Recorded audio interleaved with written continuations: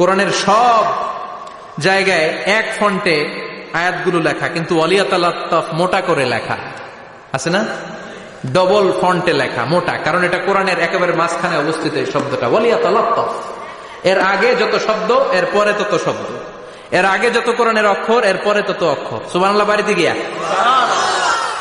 বিষ্ণু বললেন সূরাতুল কাহফ যে তেলাওয়াত করবে ইয়াকুনু লাহু নূর, এই সূরাতুল কাহফ কিয়ামতের দিন তার সামনে বিশাল একটা আলো হয়ে আসবে, এই আলো দিয়ে পুলসিরাত পার হয়ে ওই বান্দা জান্নাতের ভেতরে ঢুকে যাবে।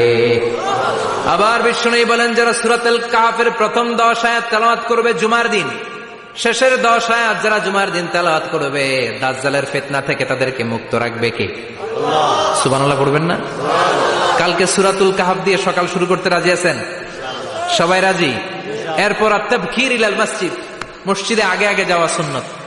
আগে যিনি